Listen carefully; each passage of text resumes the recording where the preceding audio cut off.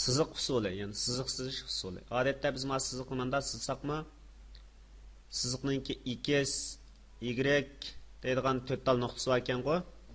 Şu noqtadan foydalanib biz sızıq sızıb baqalaymiz. Bu sızıqni usuldan foydalanib sızaylı. Adətdə mana ep qoysaq, proqramni qo'zg'atgan vaqtida bu yer tug'an bilan biz buni xohlagancha sızolmaydi ekanmiz. Endi menga birisi shart qo'ydi, yoki mendaq talab qildi. Bir nuqtadan boshlanadigan, biroq keyingi nuqtasi mousega erishadigan nurg'un sızıqlarni sızadigan mendaq bir usulni qilib ber menga deb. Unda bo'lsa 10 bo'ladi. Ya'ni biz buni o'xshashlar mouse mo'g'i yozayli. Mouse mo'g'i yozib sızıqninki başlanish nuqtasi bir nuqta ekan. 100 x nuqta 100 nuqta, ya'ni 100 piksel, y dim 100 piksellik o'rinni deyli, misolan. Yoki bo'lmasa 101 lik o'rinni deyli. Mush nuqtadan boshlansın. İkinci nuqtasi bilan sızıqlar ayrıladi. Ya'ni sızıqlar tutashtirildi.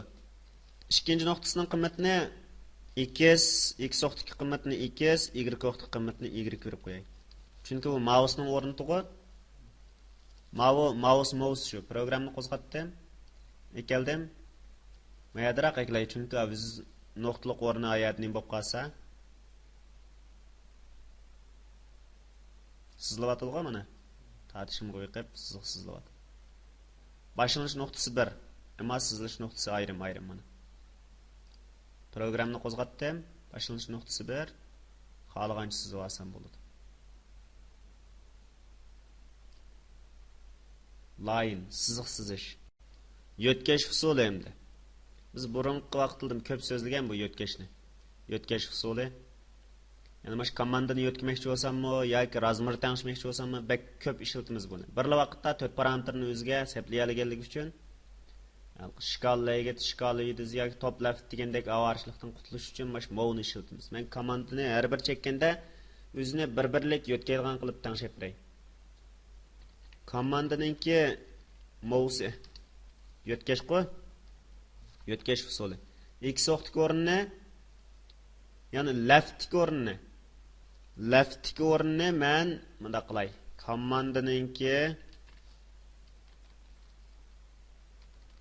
Komanda birninki leftiga qo'shib birman.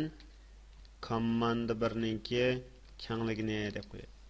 Ya'ni mush narsani har boshqa vaqtimda o'zininki navbatlik o'rniga mush kenglik barobar, o'zining kenglik barobar narsani qo'shib mayanga yotkelsin dedim. X o'qta. Yotkilyapti-ku?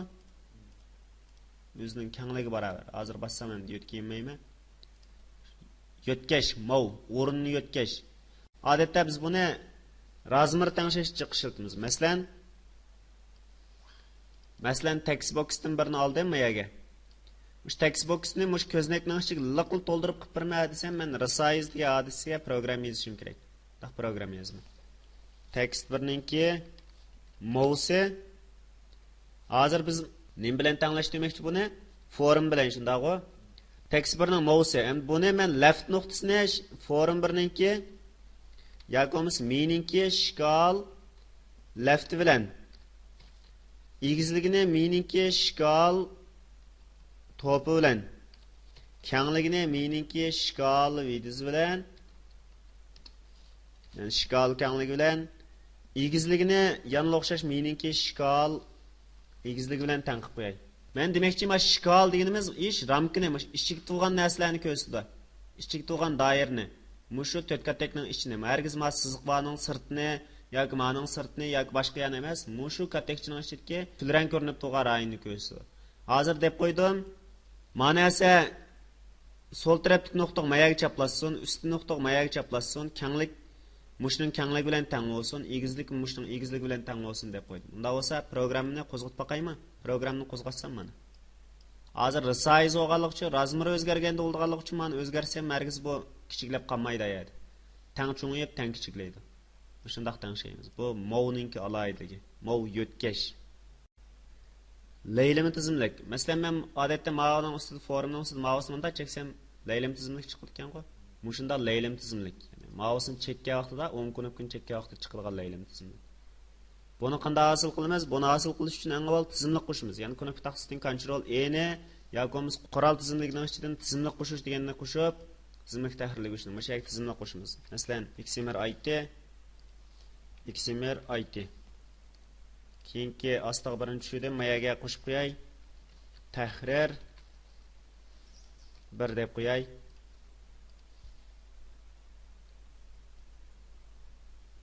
O'chirish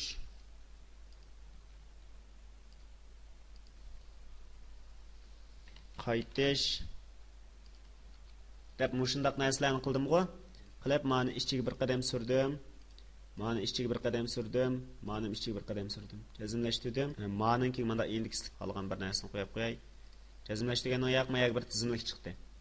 Xuddi mush tizimlikka o'xshash.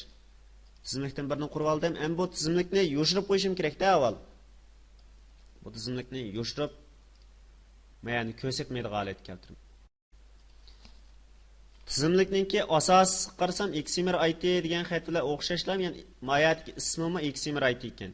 Bu ism dal ma'vo kontrollarning ismi bilan o'xshash. Ism degan xoslik bilan mush narsa. Da'vos Xmr IT. Hargiz ma'vo emas, ma'vo nim bo'lib ketsa mayli. Mushu Xmr IT deganni tatib birman.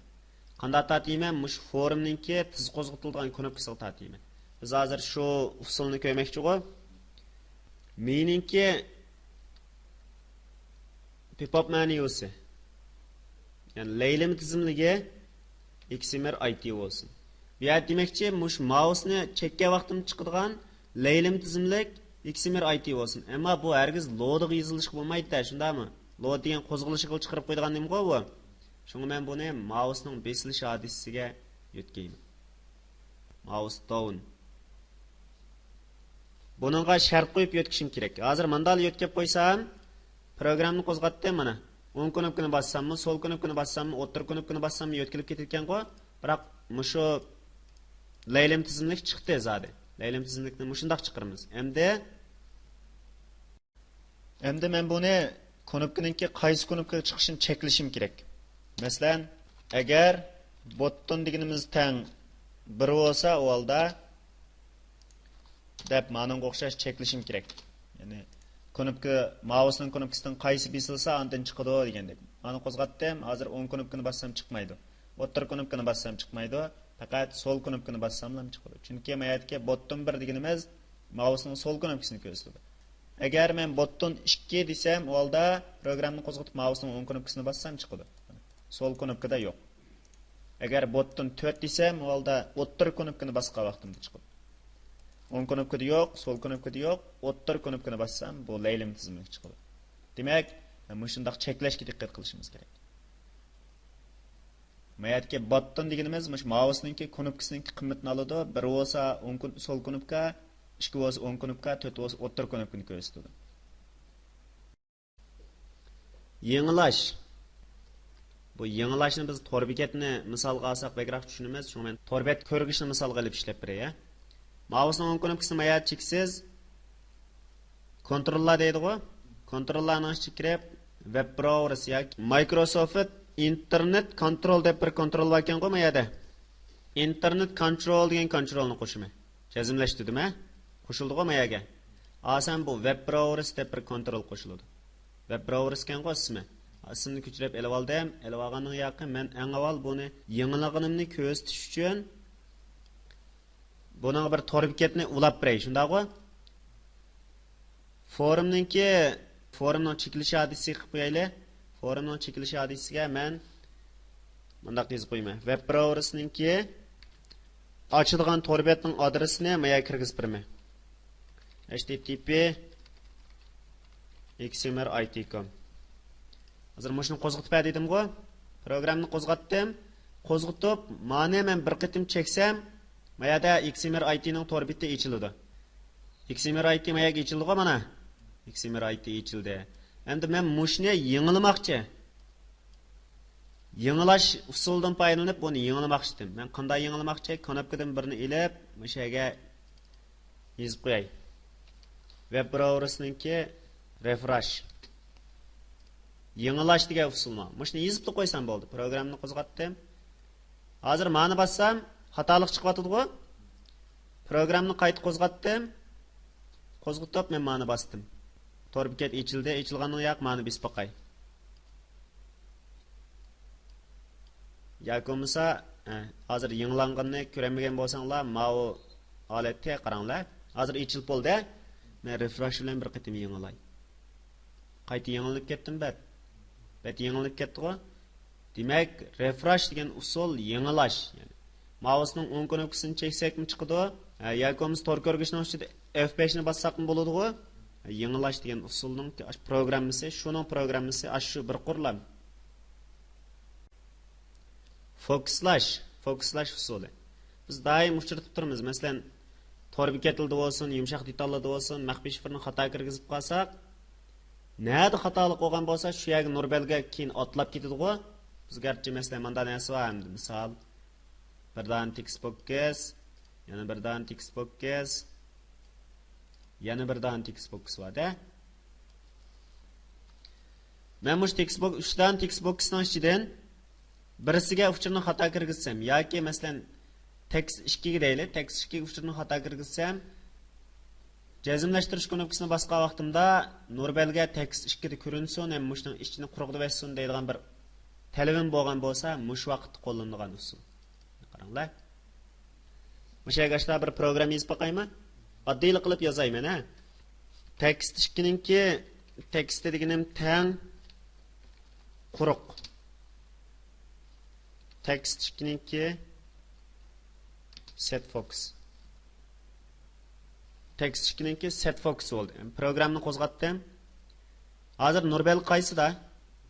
Birinchisida. Bassam nurbel qaysiga atlab ketdi? Ikkinchisiga. Men ma'noga kelib qo'ydim, yana bassam qaysiga atlab ketdi? Ikkinchisiga.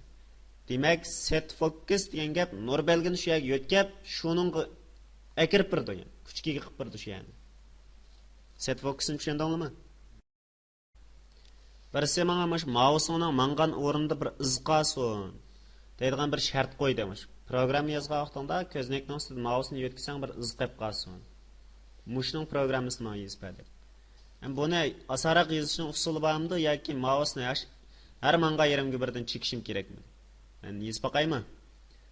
Men mayaga kelib mouseningki mouseni tanladim. Tanlaganning yoqi pset X, Y deb qo'ydim. X, Y. Programni qo'zg'atdim. Biz qilyapamda.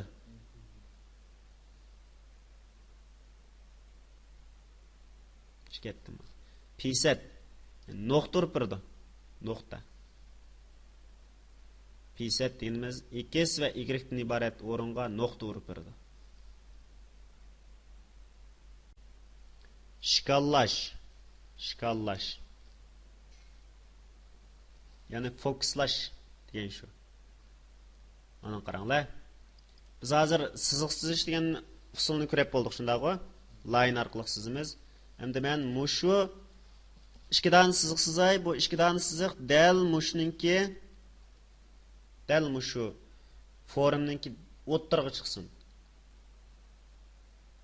Unda olsa programını yazay. Load'ı yazsammi, mouse mo'g'u yazsammi bo'ldi. Yozdim. Meninki shkal 0 noktadan 0 noktagacha x o'qtik o'rni, x va y o'qtik tunji o'rni. Ondan keyin umumiy butun gavdasini belgilab oladigan uzunligi. Biz necha deb belgilasak bo'ldi buni? 200 desek 200, 100 desek 100 bo'laverdi. 200. Mushundaq belgilab oldim. Yani kengligim 200, egizligim 200. Hozirgi mush narsaning, yani ko'znakninki egizligini 200, kengligini 200 deb oldim. Buning kengli, egizligi bilan qarimiz yo'q. Mayli buning egizligi, kengligi 1000 bo'lib ketsin, mayli shuni nisbatlashtirib 200 ga teng qilib birdi. To'g'rimi? Programni qo'zg'atdim mana. Hech qanday o'zgarish bo'lmadi-ku bunda. Mushu zot 200 ga teng. Mayannimi 200 birlik deb shkallaydi, mayannimi 200 birlik deb shkallaydi. Amaliyotda shkaldagi har bir orliqninki, yani 2 dona katekchiga bo'lib etsa, ma'nodagi 2 dona tik katekchi bilan ma'nodagi x o'qtik katekchininki cho'ngligi o'xshamaydi xolos. Biroq hammasida 2 dan katekchi bor. Unda bo'lsa, men buningga bir siziq sizib berdim. Line orqali bir siziq sizdim. X o'qta 0 qilib belgiladim. Y o'qta 100 qilib belgiladim. 100. Oxirlash nuqtasini siziq sizib etdim. Endi bu butun betga to'lab turganligi uchun mana x o'qtik o'rni 200, y yo'qdagi o'rni y1dagi o'rni 200, y2dagi o'rni 100 bo'lsin. Programni qo'zg'atsam bir tal siziq chiqdi. Endi tik siziqni sizish uchun line tik siziqni sizish uchun a ningda x ninki birinchi qiymati 0 ta. Hem buningda y ninki x ninki birinchi qiymati 100, y ninki birinchi qiymati 0. Ondan keyin mao 100, mao 200 bo'lishi kerak. Hem programni qo'zg'atsam mana tik siziq chiqqan bo'ladi. Bu yerda shkal do'qindi. Masalan, agar men mani 200 qilmay, eklab mani 500, mani 200 qilib qo'ysam, hozir masala boshqacharoq chiqib qoladi. Agar men mani 400 qilib qo'ysam, texim boshqacharoq chiqadi. 500 bo'lib ketdi, 400 qilib qo'yay. Mana. Bu yerda bu shkal demakchi, butun betni katek bo'lib olaman, faqat nisbatlashtirib o'zim bo'lib olaman.